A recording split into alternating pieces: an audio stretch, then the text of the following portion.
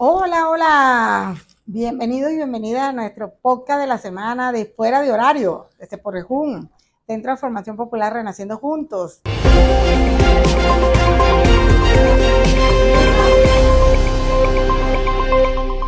Estamos aquí desde Caracas, nuevamente desde Caracas, esta vista tan bonita y este clima tan fresco, tan sabroso, que bueno, imagínense, ha estado lloviendo estos días y bueno, está bastante fresco. Y bueno, eso nos alegra y nos motiva mucho porque hemos estado en zonas muy calientes estos últimos días, muy calurosas. Bueno, hoy tenemos como invitada a la señorita Glaudis Blanco. Un aplauso para Glaudis. ¿Cómo estás, Glaudis? ¿Cómo te va? Bienvenida. Bien, muchas gracias. Bueno, teníamos días esperando por ti, por este encuentro, por esta invitación. Glaudis trabaja con Ceporrejún en el estado de Yaracuy.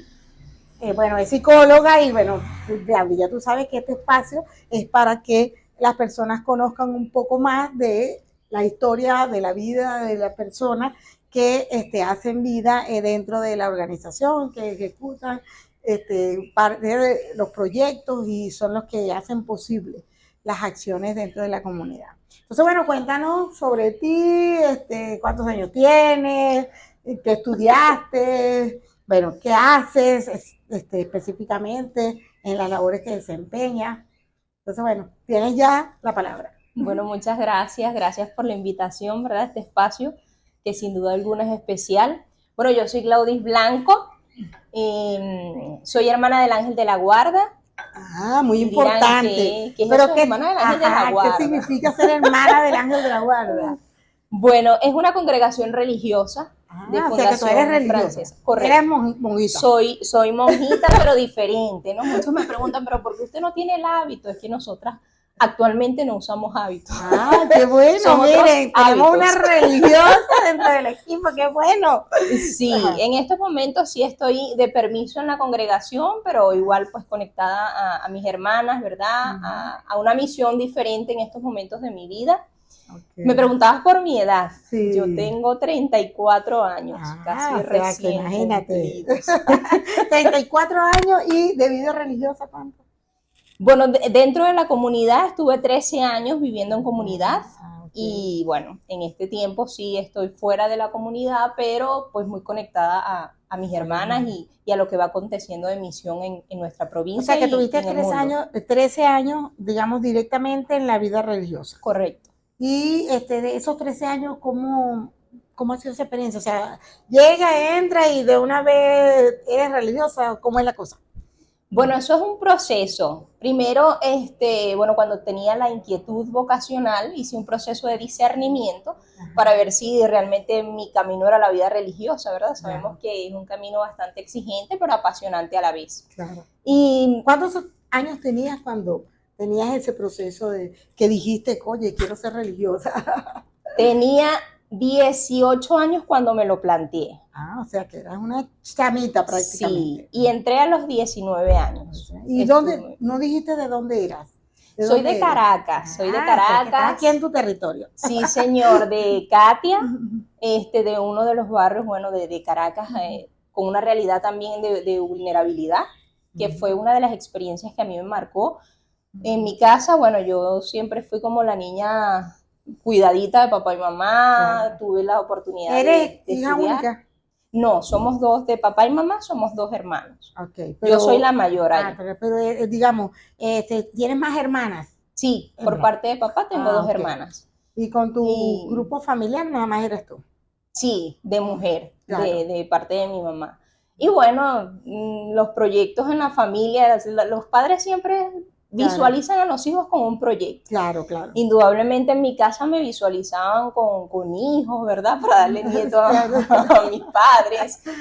Siempre me motivaron a estudiar. Yo estaba estudiando educación especial cuando inicié ese camino vocacional. Luego salí de la universidad para poder entrar a la congregación e iniciar estudios religiosos. Estuve 3 años estudiando aquí en Caracas. En el CER, en el Centro de Estudios Religiosos. O sea, hay una institución que se dedica a formar a las que quieren ser religiosas. Correcto, en las distintas etapas. Tenemos distintas ¿Qué tipo de formación reciben ahí? Recibimos formación religiosa, también humano Como por ejemplo, cristiano, ¿qué temas, qué cosas se discuten? Biblia, El iniciación tema de la Biblia. bíblica, vemos crecimiento personal, tenemos Ok, materias de psicología, de historia de la iglesia, historia de Venezuela, una ya, gama bastante amplia, ¿no? ok. O sea, que la Este, forman en diferentes temas sí, y que tienen correcto, que ver con la parte también religiosa bíblica, ¿no? Se correcto, tratan temas correcto. para que ustedes conozcan un poco, entiendo yo, de lo que tiene que ver con los misterios de De Dios y Dios, de la iglesia y todo eso. y que esa es nuestra base. Claro. Conocer a Jesús de Nazaret Ujú. es la base y la fuente nuestra, Claro. realmente, es la inspiración O sea, que para, todas las que quieran estudiar o meterse, decidan seguir ese camino de la vida religiosa, deben pasar por ese proceso. correcto. Eso es Todas, fundamental. independientemente de la congregación religiosa a la que pertenezcan. Independientemente. Ajá. Siempre hay etapas formativas y Ok. dentro de ese proceso de formación recibimos pues una educación bastante amplia, ¿no? De Ok. historia incluso de la iglesia, eso es Ujú. clave también, Sí, ¿verdad? Porque es conocer nuestras raíces, claro, ver nuestra realidad de luz y de sombra, porque claro, eso somos humanos, está constituida por humanos y bueno, claro, mirar esto también desde el misterio, ¿no? claro, Y desde la opción que cada persona toma y la radicalidad por hacer el bien, que siempre ya, es una lucha constante. ¿Okay? claro. Y bueno, después de esos 3 años de estudio aquí en Caracas, tuve una experiencia misionera en Ecuador por 3 meses Ok. en un proyecto y después me tocó partir a un lugar un poquito más lejos en Ujú. Centroamérica donde saqué el profesorado en teología, duré 3 años en la Ah, universidad, o sea, que tuviste eh, 3 años en El Salvador. estuve 3 años en Ah, El Salvador. imagínate. Sí. ¿Cómo fue ese impacto para tus padres que primero decides que te vas a meter a la vida religiosa apenas con 18 años o 19 años y luego te dice, bueno, te vas de Venezuela y te vas para otro país y vas a estar allá 3 años? ¿Cómo fue ese impacto? Les costó. Primero les costó aceptar que yo opté por un camino diferente a lo que ellos Claro, esperaban para mí, ¿ok? claro. Que dejé la carrera que estaba estudiando para formarme en otra área, ¿no? Ujú. Y bueno, para ellos fue un proceso. Primero, Ya, yo lo relaciono como un proceso de duelo, ya, porque era aceptar un cambio claro, pero también aceptar que su hija tenía que tomar las decisiones por ella misma, porque era claro, mi vida, ¿no? claro. Entonces, bueno, fue un Pero no caminito, se le generó conflictos, o sí, al sea, inicio sí, sí. al inicio Ah, fue bastante conflictivo, cuando las parejas se enamoran y los ujú. padres no aceptan al novio, Ay, algo así me pasó, o algo sea, que ellos no así. aceptaban eso y su No, reacción con la congregación, con las hermanas, como, no, bueno, en principio no querían ver mucho a las hermanas porque decían me le cambiaron el cerebro a mi hija. Y ahora aman a las o hermanas. sea, ahora Ahora son parte de sí, la familia. son parte de la familia, son Oye, qué parte de la bien. familia. Y yo creo que algo que les generó a ellos tranquilidad era ver que yo estaba feliz, que yo Claro, estaba contenta en lo que claro. hacía, que igual yo les seguía contando cada paso que Mm. daba, mira, voy en esta experiencia, estoy dando catequesis acá, mira, me encontré con esta situación. Entonces, ellos, al ver eso, pues Fueron conociendo en donde tú estabas me desarrollando. visitaban, entonces, bueno, ya conocían un poquito más a las hermanas, porque Claro. ciertamente cuando uno no conoce a la persona, uno Mm, tiene cierto claro. temor, ciertos recelos, pero fueron superados. Y Oye, bueno, qué hasta la bien. actualidad quieren mucho a las hermanas y eso para mí pues es un Claro. valor muy ¿Y grande. para ti qué significó estar en otro país con otra cultura distinta? Bueno, Centroamérica tienen costumbres diferentes a las nuestras, a pesar de que también que hablan el español igual que nosotros, pero también tienen o sea, otros tipos de experiencia y otra manera de manifestarla. ¿Cómo fue para ti Correcto. ese proceso? Bueno, eso fue un reto. Uh-huh. Mi primer reto fue en Ecuador, porque fue Okay. la primera vez que yo salía fuera de mi territorio Claro, nacional, claro, ¿no? Otra cultura. claro, Sin embargo, eso me generó ilusiones y yo dije, bueno, si es posible estar en otro lugar, si es claro. posible aprender, si es ¿En qué posible año fue eso? enriquecerlo. Eso fue en el año 2014. Ok, todavía no había comenzado la migración masiva, No, por supuesto, ¿no? todavía no, y eso luego va a ser un punto importante incluso cuando yo estudio psicología, el por Claro, qué. Luego cuando yo voy a Centroamérica, El Salvador, claro, yo iba con temores porque sabía que iba a estudiar claro. y para ser admitida en la universidad se había que presentar un examen de admisión. Ok. Entonces tuve que estudiar un poquito la historia del país, la literatura del país, las costumbres, un poquito el proceso de derechos humanos, lo básico, ¿no? Para Claro. poder presentar el examen. Lo pasé. Ay, qué bien, o sea, que eres buena alumna. Bueno, me apliqué. Y fue una experiencia realmente apasionante. Para mí, la experiencia en El Salvador me cambió la vida, me transformó. Ay, qué El bien. primer año fue un proceso de adaptación. Claro, Incluso como cuando yo todo. llego al país, tengo que enfrentar una situación de duelo bastante fuerte porque muere una tía muy cercana a mí y yo no pude estar. Yo tenía menos de un mes estando en el país, no podía Imagínate, regresarme, aunque yo claro, quisiera agarrar el avión y volver. claro. Entonces fue bastante fuerte ese inicio, pero yo agradezco que tuve a mis hermanas, tuve el apoyo de ella, el cariño, el afecto, y eso me permitió avanzar. Claro. Luego en la universidad, realmente es una casa de estudio que quiero con todo mi corazón. ¿Cómo se llama? Es la UCA del Salvador, ¿ok? Uh-huh. La Universidad Centroamericana José Simeón Cañas. Uh-huh. Es muy reconocida en Centroamérica. Tuve profesores excepcionales, compañeros de clase que formamos una amistad muy bonita, como una hermandad, ¿no? Oye, entonces fue bastante significativo, además que me ayudó a mirar otra parte de Centroamérica, porque dentro de esos 3 años tuve la experiencia de estar en México trabajando unos 3 meses en un albergue de migrantes. Y estuve en Nicaragua conociendo los proyectos que llevamos en Nicaragua. O sea, que jóvenes. estando en El Salvador tuviste que movilizarte hasta México y hasta... Correcto, hasta Nicaragua. Centroamérica. O sea, que tuviste oportunidad de recorrer más o menos esa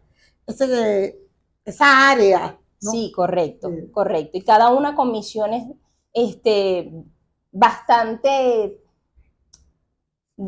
esperanza, yo creo, ¿no? Y muy fuerte la realidad. Incluso cuando hablamos del fenómeno migratorio, para mí fue el proceso de conocimiento fuerte y masivo de la migración, lo experimenté en Centroamérica, pero eran los centroamericanos, venían de Guatemala, El Salvador, Honduras, hacia Estados Unidos. Hacia Estados Unidos, cuando claro. estoy en México, en el albergue de migrantes, Hermanos en el Camino, al sur de México, evidencio esa realidad. En ese momento, muchos hablaban de la bestia. Yo decía, pero ¿quién es la bestia? La bestia era un tren comercial que viajaba y atravesaba todo México, y muchos centroamericanos, estoy hablando de más de 1000 personas, viajaban encima del tren. Wow. Entonces, llegar a ese albergue, y bueno, me orientan un poco en el movimiento interno. Mira, va a llegar el tren, viene con 800 personas, y yo imaginaba que las personas venían dentro en los vagones, que es lo que uno imagina de un tren.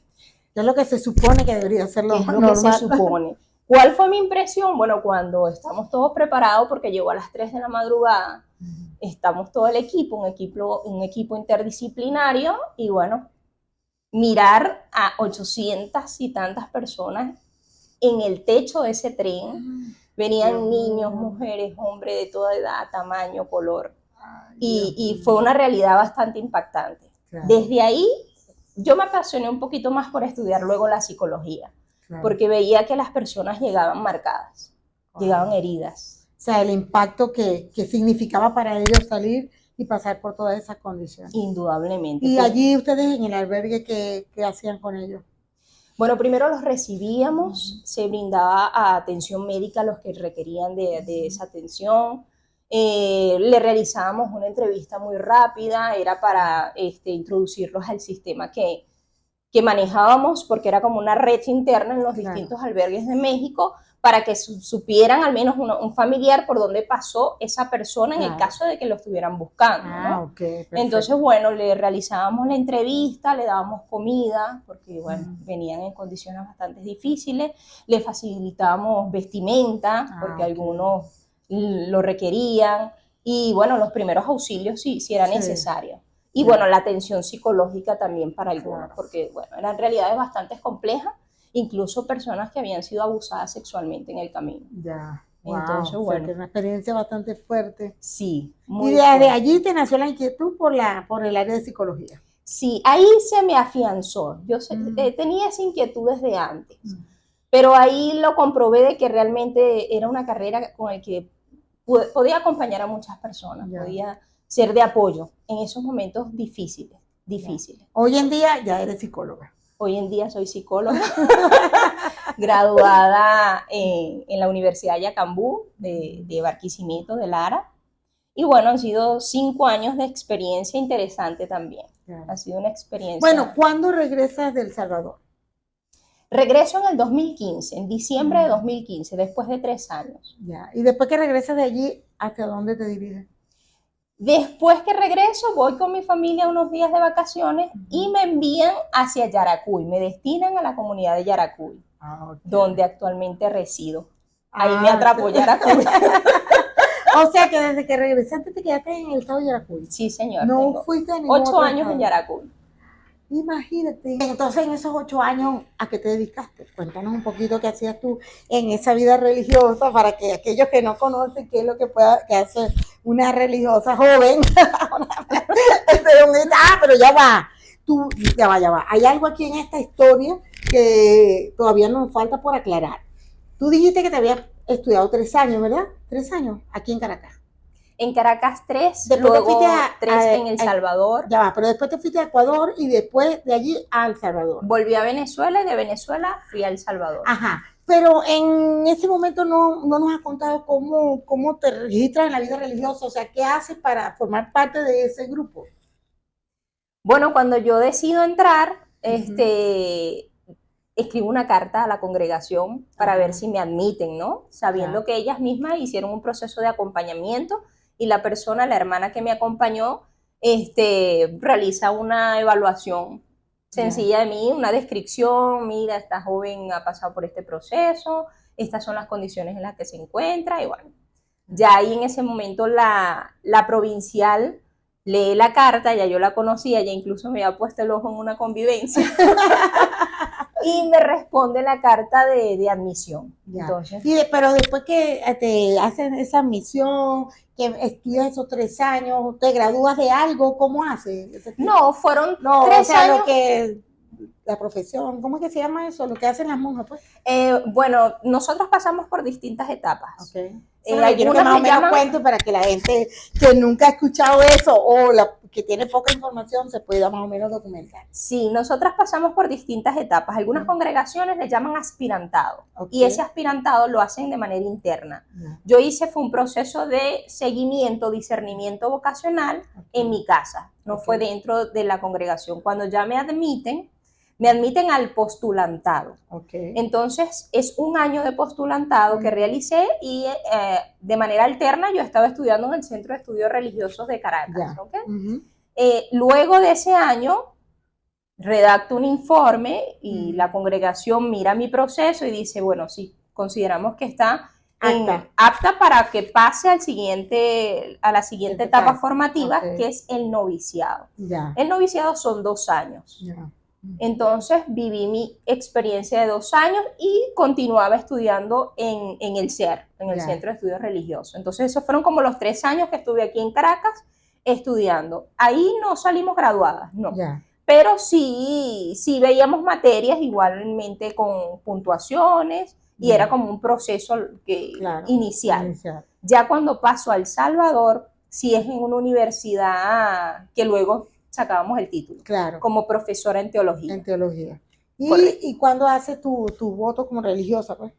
Lo hice antes de ir a El Salvador, justamente antes. Yo profesé en diciembre del 2011. Entonces, bueno, hice mis votos del 2012, perdón, del 2012 porque cuando llego a El Salvador es en enero de 2013. Entonces, el 3 de enero ya yo estaba pisando tierra centroamericana. O sea que tú hiciste tu voto, no sé si quieres explicarle un poquito a la gente de qué consisten esos votos. Son votos religiosos, ¿no? Son votos religiosos, correcto. Nada que ver con lo electoral. Después de todo eso panorama. Correcto. ¿De qué se trata esos votos religiosos? Después de esos 3 años de formación, cuando culmino mi etapa de noviciado, hice mis primeros votos religiosos. ¿Cuáles son? Votos de obediencia, pobreza y castidad. Entonces, bueno, pobreza porque elegimos vivir desde la sencillez, ¿sí? Sin lujos, en ese sentido, ¿no? Y bueno, obediencia, y era importante, obediencia primeramente al espíritu, ¿sí? y bueno, ya una congregación que me acoge como una familia y que tenemos también una constitución ya, tiene sus religiosa. Tiene sus reglas internas. Correcto, son las reglas a nivel interno. Hay que apegarse a esas reglas. Correcto, claro, porque imagínate que tú aquí quieras, no, yo soy monja, pero entonces este fin de semana me voy para la discoteca y voy a hacer esto y voy a hacer lo otro. O sea, tiene que haber un cierto reglamento para que la cosa funcione. Sí, sí, sí. Cada uno de acuerdo a su, digamos, su objetivo, su misión, para lo que está hecho, ¿no? En este caso de las vidas religiosas es en ese sentido. Así es. Bueno, yo siempre he sido pachanguera. Pero a ella le encanta bailar. Es una de mis pasiones. No has dejado de bailar porque te dé la vida religiosa. No he dejado de bailar y yo siempre lo he dejado en claro. Con eso yo no falto a mi voto de castidad. Exacto. Ajá, ¿y el voto de castidad en qué consiste? Vamos a ver. Bueno, en que guardamos celibato, ¿ok? Nosotros mientras estemos en la vida religiosa, por supuesto no podemos tener una relación de noviazgo, ni tenemos esposo porque nos dedicamos de lleno a la vida de misión, ¿sí? Entonces, guardarme, vivir el amor de manera diferente, ¿sí? Sin un ejercicio de la función sexual activa. No. Entonces. Pero mira, bien, muy bien explicado. Sí, porque muchos consideran que no, entonces no aman a nadie, no. Es vivir el amor de manera diferente. Claro. Poco común, ¿verdad? Y como psicólogo puedo decir que indudablemente somos humanos y tenemos necesidades y experimentamos, pero hacemos un compromiso con nosotros mismos, con la congregación y con Dios, ¿no? Entonces, bueno, intentamos mantenernos fieles a ello.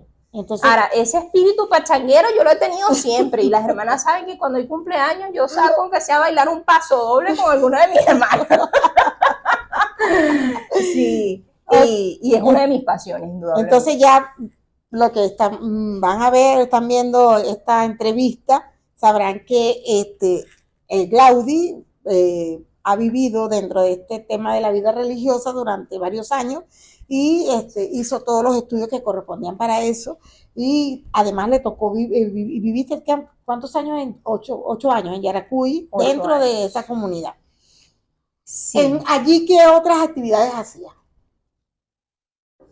Bueno, yo comencé apoyando a nivel escolar en el Colegio Parroquial Santo Ángel en Yaracuy. Ahí estaban las hermanas, ¿sí? Actualmente, bueno, hace 2 años se cerró la comunidad de Yaracuy, pero sigue el colegio funcionando, activo con laicos comprometidos que tienen la espiritualidad angelina. Y bueno, eso fue como mi primera casa laboral, por decirlo así. En Centroamérica había tenido experiencias de trabajo con jóvenes, pero esta era una experiencia diferente. Y comencé apoyando como en refuerzo escolar con algunos niños, particularmente de primer grado y segundo grado. Entonces, niños que iban un poquito más lentos en el proceso de enseñanza-aprendizaje, bueno, los nivelábamos un poquito. Luego pasé a hacer suplencias de cuarto grado. Después de la suplencia estuve en la coordinación de pastoral, entonces hacíamos actividades pastorales. Yo como coordinadora pues organizaba con mi equipo algunas actividades propias del tiempo litúrgico, ¿sí? Eclesial, y motivando un poquito esos espacios que fortalecen la fe y el compromiso también con la sociedad, ¿no? Claro.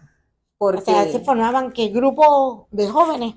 ¿O acompañaba un grupo juvenil? Acompañaba un grupo juvenil y dentro de la escuela nos manejamos por comisiones y estaba la comisión pastoral. Entonces en esa comisión pastoral organizamos los distintos eventos según el tiempo litúrgico y también ciertas acciones de solidaridad. Hacíamos incluso algunas sopas, organizamos para hacer sopa, era un tiempo bastante complejo también a nivel de país, estamos hablando del año 2016, 2017. Al momento que fue más fuerte muy fuerte, con la escasez, la crisis, la vulnerabilidad que creció, ¿verdad? Claro. En muchos sentidos, entonces, bueno, fue como una de las actividades bastante significativas que pudimos realizar. Después de ahí paso a coordinar paso a la parte administrativa de un centro de capacitación laboral dentro del mismo complejo. Claro. Paso a asumir la administración, que no es una de mis pasiones, pero fue una experiencia de bastante aprendizaje. Yo creo que tuve muchos ángeles en el camino que me ayudaron y me apoyaron. y reconocer pues que no me la Porque sé te toda. cuestan los números.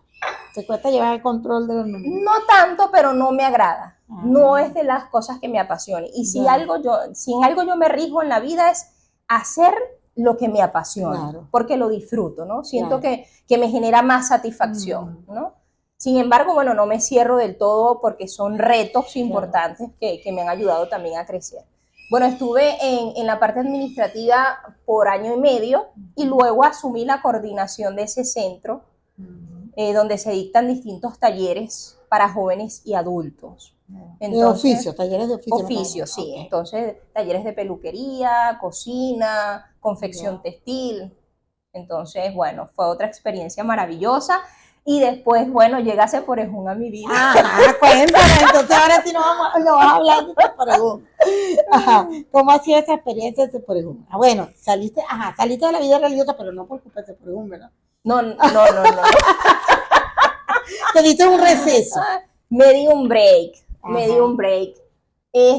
Fue un tiempo donde después he analizado y he visto pues algunos errores que he cometido en el camino, pero son errores que me ayudan también a mirar la vida y a seguir creciendo. Claro, a crecer. Cuando yo entro a Ceporejún, yo estaba en mi carrera, estaba a mitad de carrera, estudiando la licenciatura en psicología, estaba como coordinadora del Centro de Capacitación Laboral y llega Ceporejún a mi vida.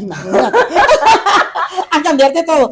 Entonces sí fue un gran reto responder a esas 3 organizaciones, por decirlo así, 2 a nivel laboral y una a nivel de estudio, ¿no? Porque yo sí creo que cuando uno asume un compromiso, uno tiene que procurar hacerlo bien y hacerlo bien hasta el final, ¿no?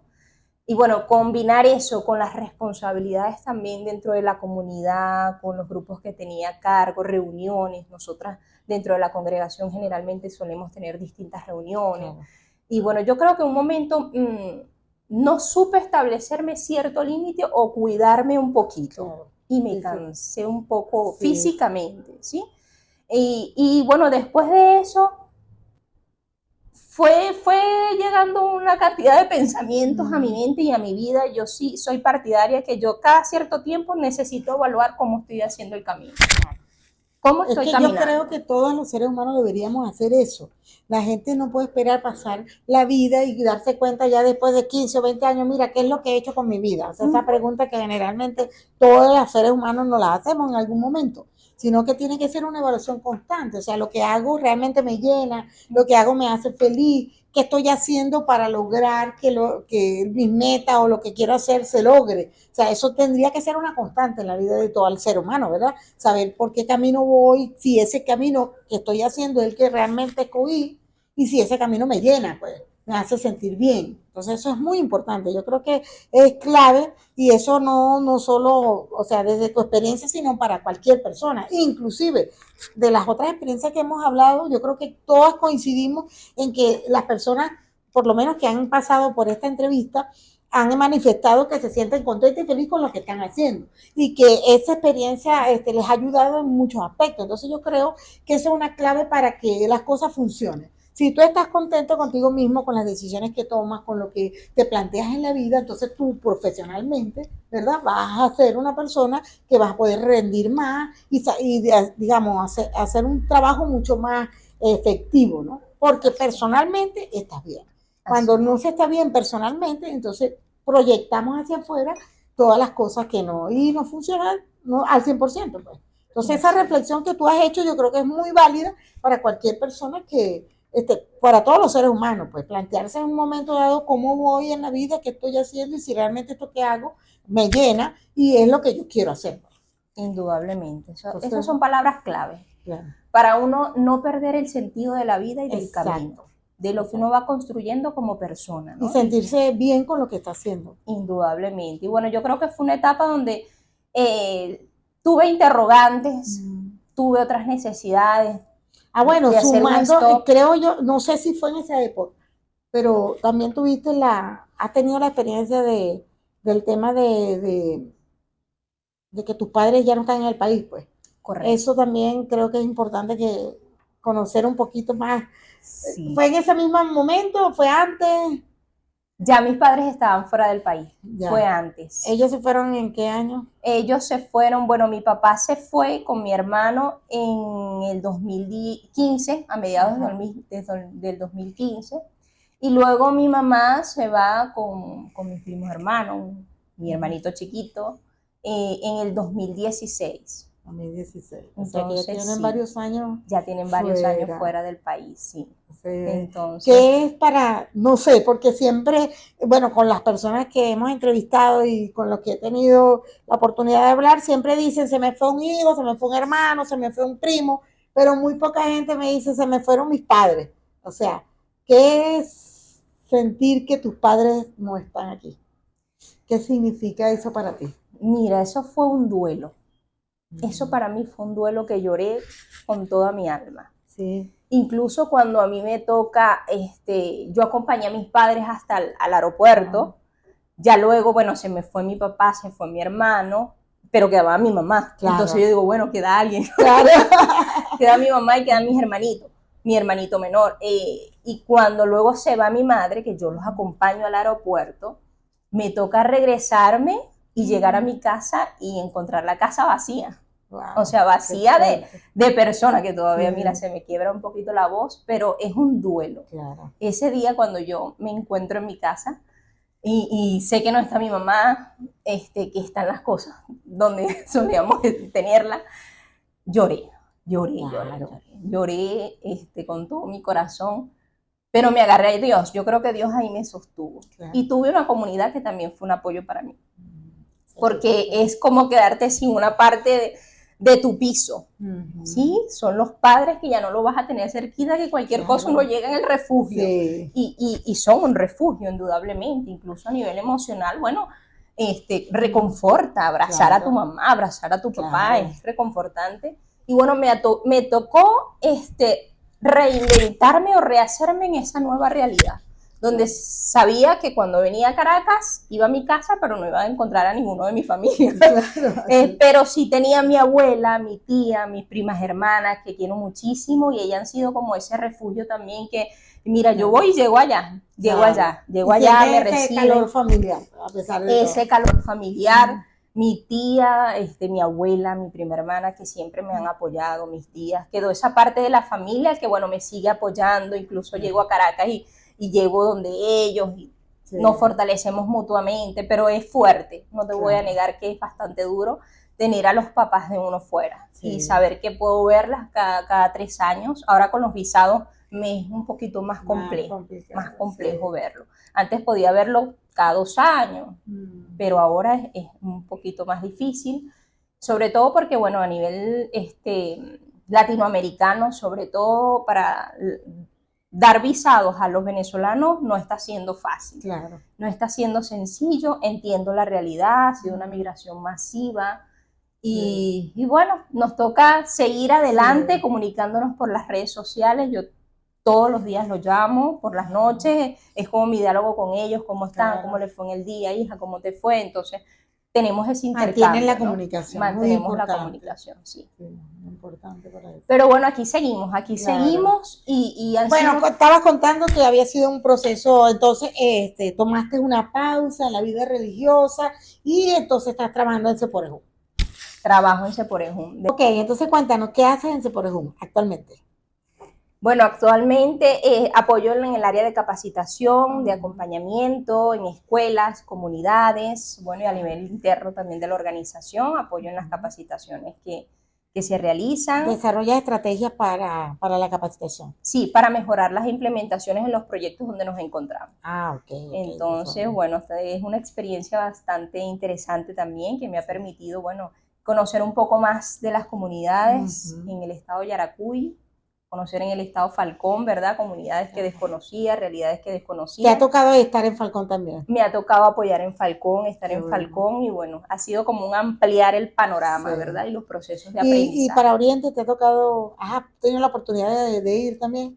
Fui, pero no propiamente apoyar a proyectos. Okay. Próximamente estaré en Oriente, sí, conociendo algunas comunidades en actividades de capacitación que estaré apoyando. Qué bueno, excelente. Mira, y la experiencia con el equipo de trabajo, ¿qué tal ha sido? ¿Cómo ha sido esa experiencia con tu equipo de trabajo donde te desempeñas ahorita en Teporejún, Yaracuy? Yo amo a mi equipo.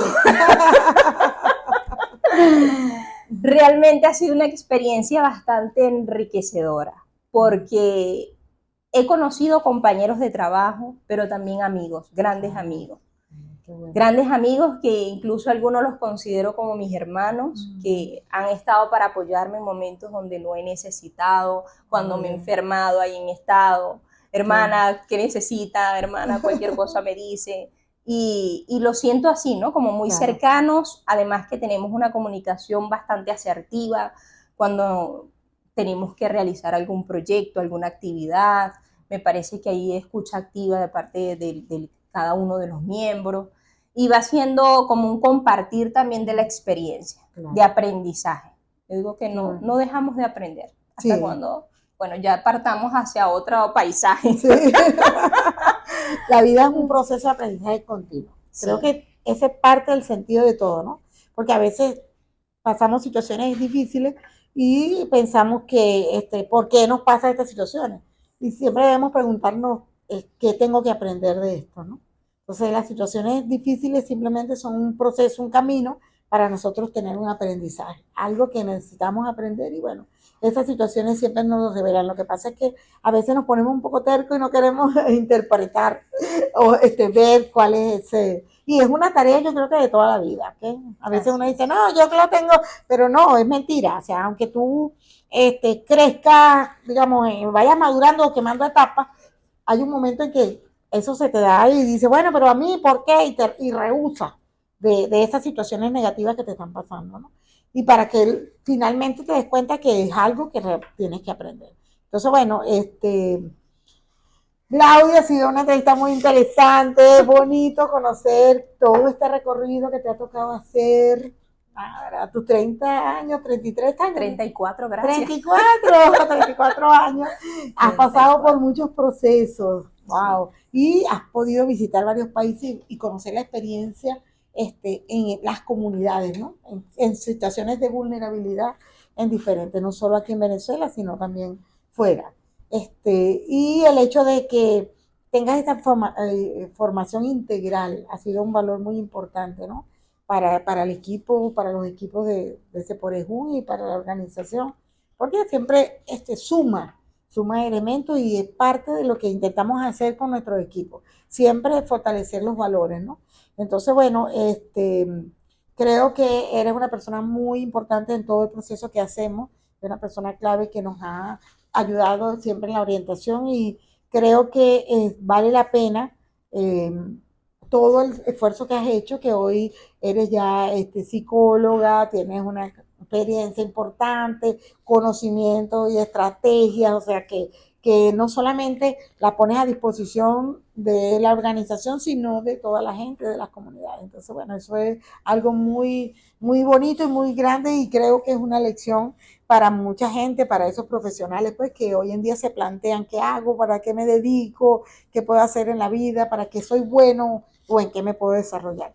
¿Qué sugerencia le darías tú a las personas que como tú de repente un día se plantearon qué voy a hacer en mi vida, qué puedo hacer, para qué existo o por qué Dios me trajo al mundo? ¿Qué orientación, qué recomendación le darías? Lo primero que le diría sería que siempre hay alternativas, ¿sí? Que es importante plantearse qué estoy haciendo y cómo quiero caminar en la vida, hacer una pausa. Muchas veces huimos de esa pausa y tratamos de taparla con ruidos, con distintas actividades, ¿verdad? Que pueden ser placenteras en un momento, pero que al final te deja como un vacío, un todavía ese sentido de búsqueda, ¿no? De la existencia, cuál es mi misión en el mundo. Yo diría, dése esa pausa. Hay miedo. Todos siempre experimentamos miedo. El miedo es una reacción normal de nuestro organismo, pero que el miedo no nos paralice. Claro. Es mejor preguntarse qué estoy haciendo y cómo quiero caminar. ¿Cuál es ese horizonte? El cómo. Claro. El cómo. Y en el cómo apoyarnos de esos valores que tenemos dentro, de esas expectativas que tal vez soñamos, pero que tenemos que darle realismo, ¿no? Claro. Yo puedo decir, yo quiero ir a la luna, pero a esta Ujú. edad yo sé que eso es irreal. Yo no voy a poder ir a la luna. ¿No Primero, te imaginas una monjita en la luna? y no me considero. No, pero plantearse esa pregunta y siempre ver que hay alternativas. Mira, tal vez no puedo ir a la luna, pero puedo conocer de otras galaxias Sí. desde las redes. Siempre hay otra alternativa. Descubrir cuál es mi pasión y cuál es mi misión en este mundo. Creo que eso debemos mantenerlo claro y enfocarnos en dirección hacia esa meta. Y yo creo que es importante que para las personas, los orientadores, los maestros, los padres y las madres, los representantes, saber también orientar a los hijos en esa etapa de adolescencia donde no sabemos qué es lo que queremos hacer. Y como tú dices, lo llenamos con cualquier cantidad de cosas ahorita con las redes sociales. Ocupamos el tiempo en eso y nunca sabemos para dónde vamos ni qué queremos hacer. Y dejamos que la vida nos lleve o que otros nos lleven. Correcto. Porque entonces la influencia de un tercero llega ahí a la vida, ¿no? Entonces, pero es bonito cuando tú ves que pudiste evaluar, pudiste tomar tu decisión. Tus papás no estaban en ese momento de acuerdo, pero sin embargo fue algo que tú te lo planteaste y lo asumiste. Y a lo largo de tu vida, pues ha sido una decisión importante que te ha hecho ser feliz y que te ha permitido vivir de una manera diferente y ser un ejemplo para otra gente. Entonces, bueno, muchísimas gracias, Claudia, por este espacio, ha sido espectacular, me ha encantado. Bueno, nada, recordarles que nos sigan por nuestras redes sociales, no dejen de ver el podcast, de compartirlo, de darle me gusta, de hacer un comentario.